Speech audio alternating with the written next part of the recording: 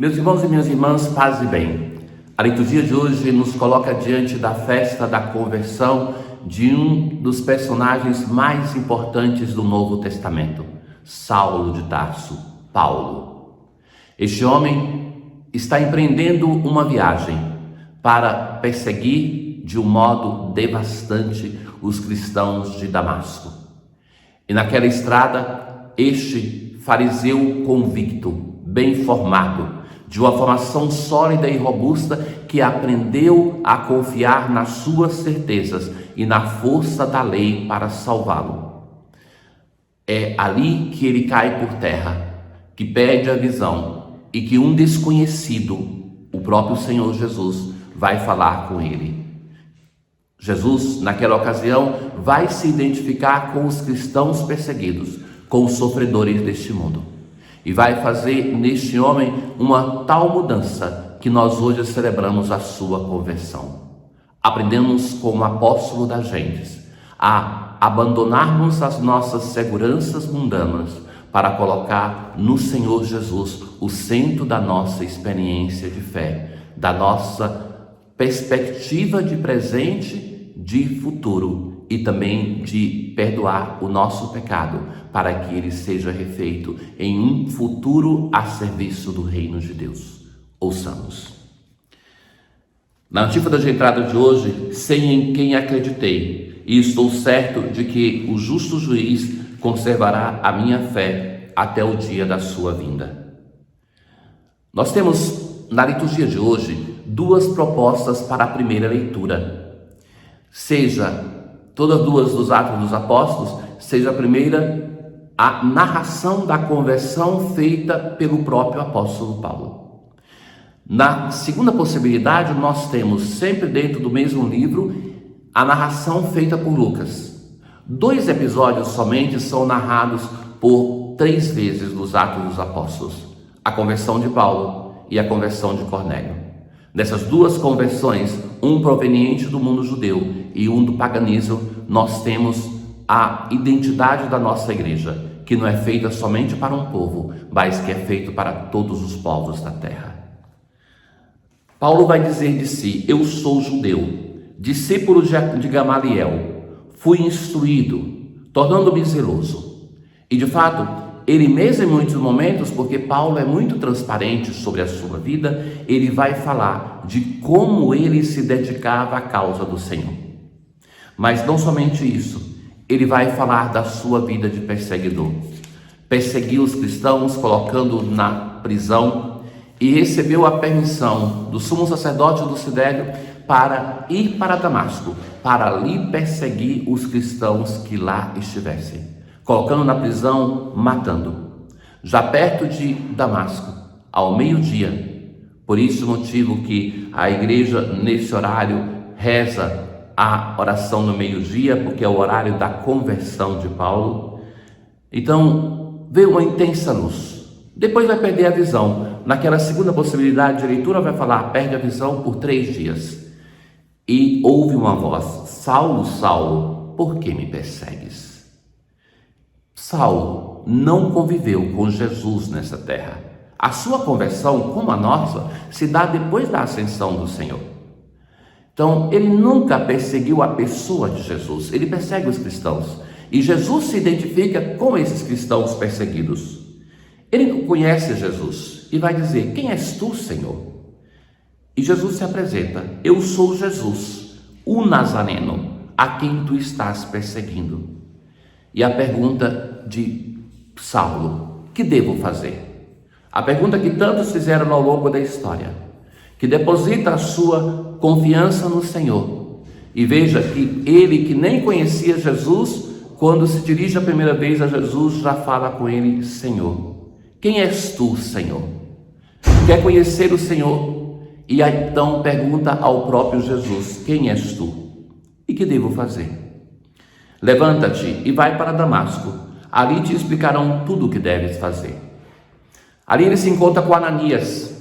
Ananias vai dizer: Saulo, meu irmão, recupera a vista.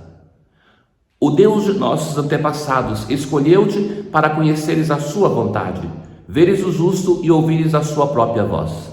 Porque tu serás a sua testemunha diante de todos os homens, daquilo que viste e ouvistes.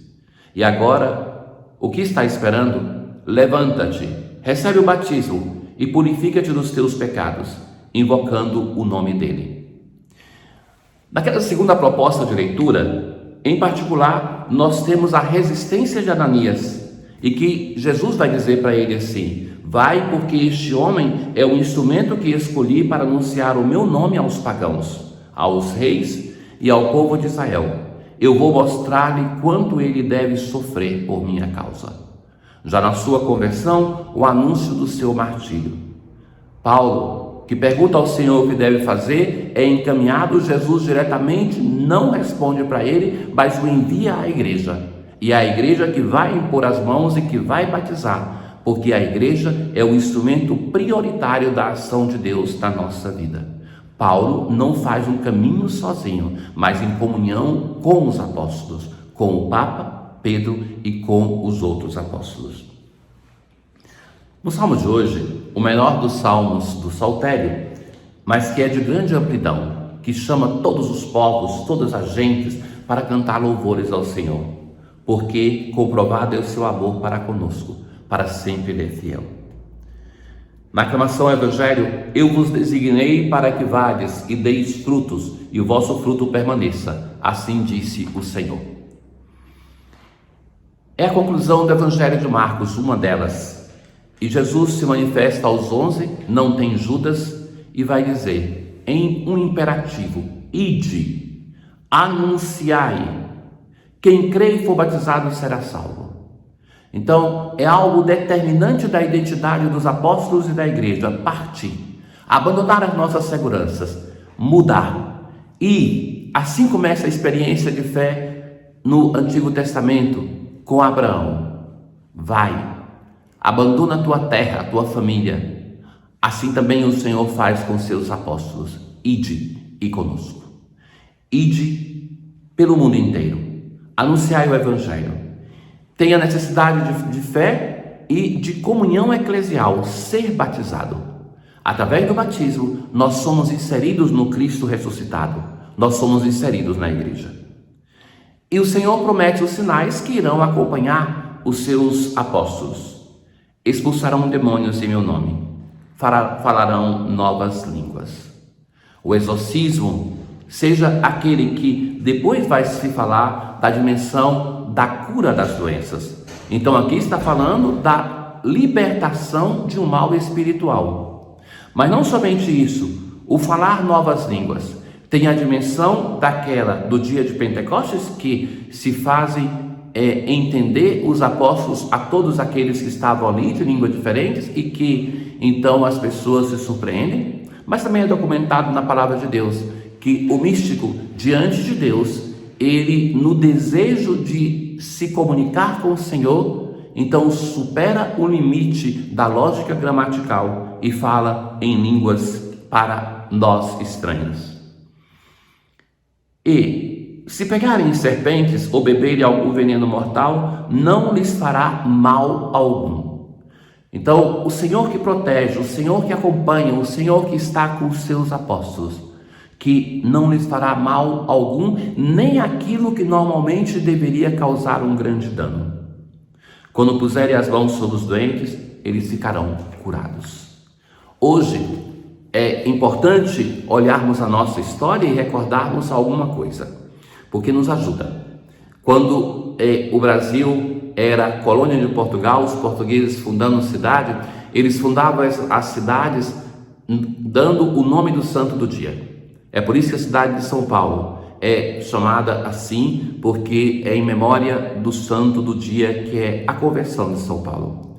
Isso nos vale para recordar o nome de tantas cidades com uma raiz católica nesse país, que é memória de que a igreja está aqui desde o momento da sua fundação e que forma a nossa identidade cultural. Então, se queremos viver a nossa identidade cultural de brasileiros, recordemos também de onde nós vimos, para assim também irmos ao nosso fundamento, a fonte da nossa fé, da nossa própria cultura.